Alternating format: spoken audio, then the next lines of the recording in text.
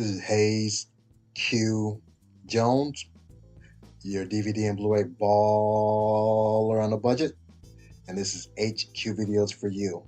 If you're new to the channel, welcome. If you're a current subscriber, what's up? You're greatly appreciated. Come on in, make yourself at home. You know the routine. Happy New Year to everyone. We're in 2026, and for this week's collection video, I want to focus on my favorite films of 2025. Now, these are films I, as of yet, do not have a physical copy of, but these are one that I will be seeking out.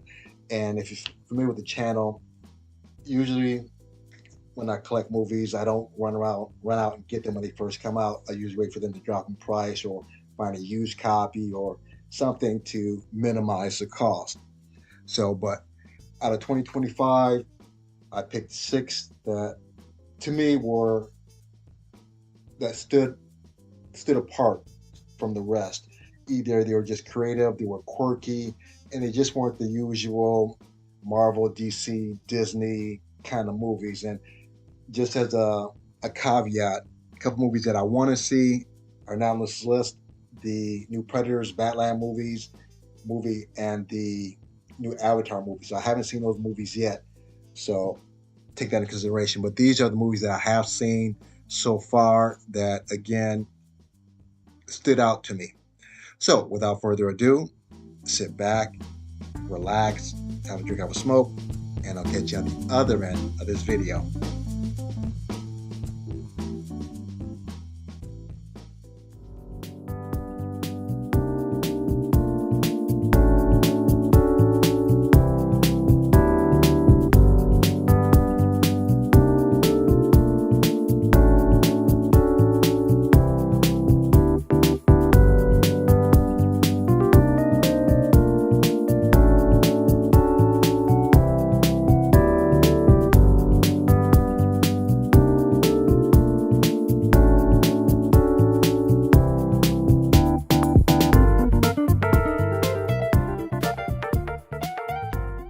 I'm going to kick it off with my first film. My number 6 pick is the 2025 supernatural horror film, Him.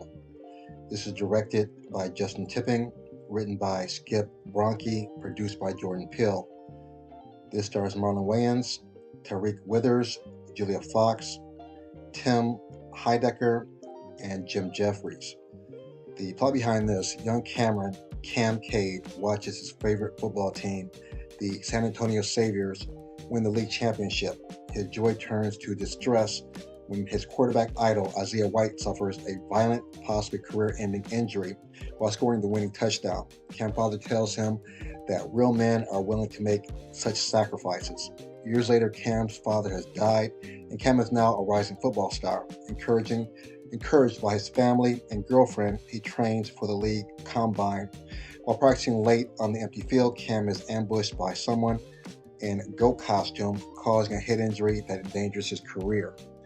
And the reason why I picked this one, I love Jordan Peele, even though he didn't direct it, but he produces. So it's a supernatural film that deals with a real subject, kind of the deifying of sports figures, specifically the quarterback. You look at some of these sports teams, I'll use Tom Brady as an example. A lot of these fans see these guys as larger than life and they can do no wrong. And the movie kind of emphasizes that, on how these athletes are, in some cases, allowed to do the most heinous things.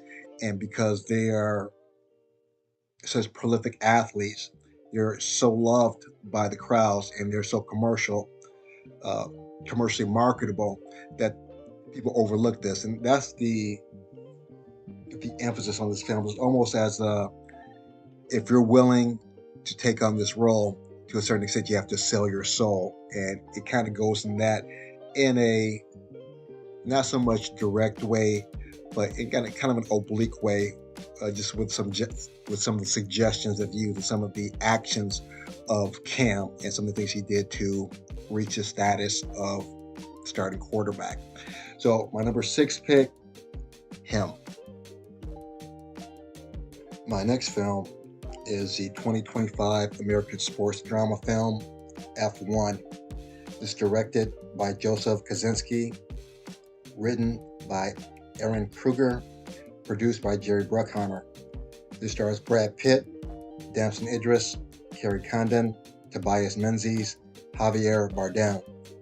The plot behind this: aging former Formula One F1 prodigy Sonny Hayes has spent the last 30 years living as a racer for hire, following a career-ending crash at the 1993 Spanish Grand Prix that has left him burdened by the failure to live up to his potential. After winning the 24 Hours of Daytona, he is approached by his former teammate Ruben Cervantes, owner of the struggling APXGP F1 team, who asks him to be their second driver. Ruben explains that unless APXGP wins one of the 9 remaining Grand Prix of the seasons, his investors will sell the team. Sonny reluctantly agrees after Ruben insists that the victory will prove he is the best in the world.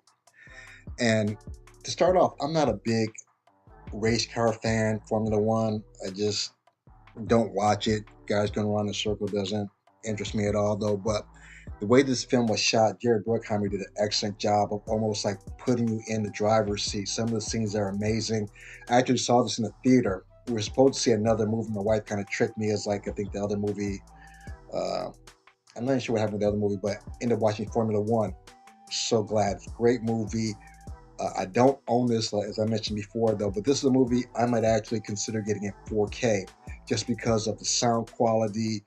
Just overall, it's a great storyline, though, but the actual thing that got me was the film and the cinematography, though. But great storyline. I like Brad Pitt. I like Damson Idris, even though I really haven't watched anything from him before. I didn't watch Snowfall, though, but I think he did a great job performing in this movie, though. So great underdog movie, but more or less great sound and great cinematography. So if you like that, even if you don't like Formula One racing, you might like F1. So check it out. My number 4 pick is the 2028 post-apocalyptic coming-of-age horror film, 28 Years Later. This is directed by Danny Boyle, written by Alex Garland, produced by Andrew McDonald. This stars Jodie Comer, Aaron Taylor Johnson, Jack O'Connell, Alfie Williams, and Ralph Fiennes. The plot behind this: in 2002, during the initial outbreak of the rage virus, a young boy, Jimmy Crystal, flees his house in the Scottish Highlands as his families are attacked by the infected. He takes refuge in the local church with his father, a minister, but finds him praying in ecstasy because he interprets the virus as a harbinger of the end of times. Jimmy's father frequently bequeaths him a cross necklace and helps him to safety before submitting to the infected as they break in. And this has been a long anticipated trilogy, even though I don't know anyone that really expected them to go beyond the 28 days and 28 weeks to 28 years later. But they did an excellent job of just designing a whole new look of the movie. Before, it was pretty much how the infected started, 28 days, 28 weeks later. Now it's 20 years later, and it's showing how society has really changed, and it is kind of it is a dystopian, post-apocalyptic type of existence. I love how the infected have evolved. Not really what you expected, and the way they ended it, they're actually getting ready for another movie, which I believe comes out in 2026. So great job, especially for franchises. Franchises have become so commonplace now, though, but this brings something different to their franchise. So I look forward to the sequel or the 4th installment and the 28 years experience. So if you like that, definitely check out 28 Years Later. The number 3 pick is the American mystery horror film Weapons. This is directed, written, and produced by Zach Cregger. This stars Josh Brolin, Judah Garner, Alden Ehrenreich, Austin Abrams, Kerry Christopher, Toby Huss, Benedict Wong, Amy Madigan. The plot behind this: 17 children from a 3rd grade classroom in the town of Maybrook, Pennsylvania, run out of their homes at 2:17 in the morning and disappear. Only one student, Alex Lilly, remains. their teacher, Justine Gandy, is placed on leave amid suspicion that she's responsible for the disappearance. Archer Graff, the father of Matthew, one of the missing children, is particularly suspicious. And this is just a really cool horror film. What I liked about it is how the story is presented. It's not necessarily in a straight from beginning to end, it's told from the perspective of the different characters.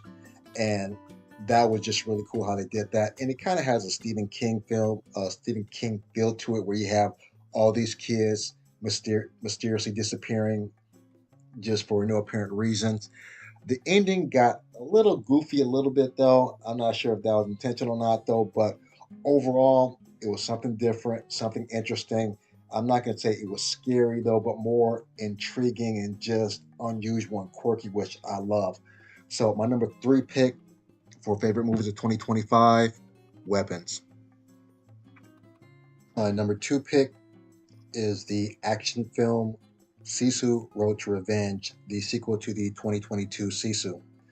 This is directed and written by Jalmari Helander, produced by Petri Jokanta, starring Joma Tomila, Richard Brake, Stephen Lang.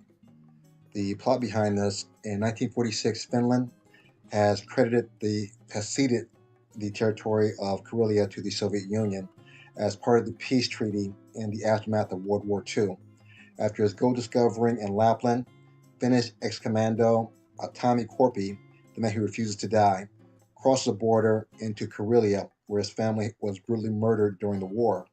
He dismantles his house, loads it on a truck, and is determined to rebuild it somewhere safe in their honor.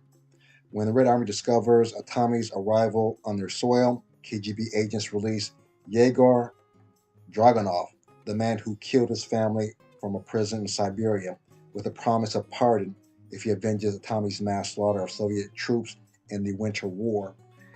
And love this movie. First of all, I thought Sisu was probably one of the most underrated movies of 2022.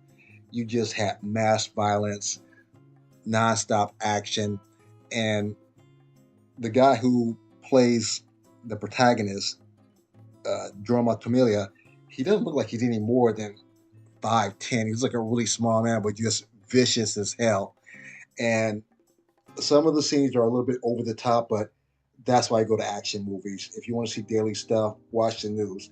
Over the top action, but just nonstop fun. If you haven't seen the original Sisu, watch that, then watch the sequel. Again, love the movie. I would love to see a trilogy of this guy. Just a really fun guy to watch. So if you like just beautiful, glorious violence, Sisu Road to the Revenge is a trip you need to make. And my number one pick for 2025 is the American horror film Sinners. It's directed and written by Ryan Coogler, produced by Zinzi Coogler, Sev Ohanian, and Ryan Coogler. This stars Michael B. Jordan, Haley Stanfield, Miles Canton, Jack O'Connell, Wunmi Musaku, Jamie Lawson, Omar Miller, and Delroy Lindo. The plot behind this: in 1932, identical twins and World War I veterans Elijah Smoke and Elias Stack Moore returned to Clarksville, Mississippi after spending 7 years in Chicago. Using money stolen from criminal syndicates, they purchased a sawmill from landlord Hogwood to start a juke joint for the local black community. Their younger cousin, Sammy, a singer-guitarist, joins them despite his pastor father's Jedediah's warning about the sins of blues music. And I love this movie for a variety of different reasons. I love Ryan Coogler's director. I think the first movie I saw him direct, was the Fruitvale Station, which he did Black Panther. But I love seeing a variety of different ethnicities and a variety of different genres. I believe for a long time, Americans were excluded from horror pictures, except for the first 30 seconds where you saw them get killed. I think with directors like Jordan Peele and movies like Get Out and Us, is kind of broaden this genre for more ethnicities to be in there. And I think Ryan Coogler does an excellent job of mixing horror with the Jim Crow South in Mississippi. The imagery is amazing.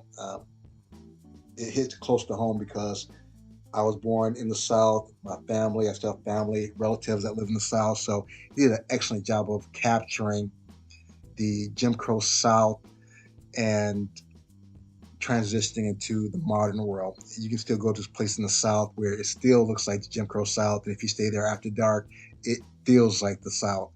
So he just did an incredible job. The acting, the imagery, the underlying story that goes on between the vampires being let in and the different ethnicities existing at that period of time. So he just did an excellent job of displaying that. And that is my number one favorite movie for 2025. If you have a favorite movie for 2025, please leave it in the comments. Other than that, again, this is my list. Happy New Year to everyone. May the best of your past be the worst of your future. Everyone, please be safe. Deuces.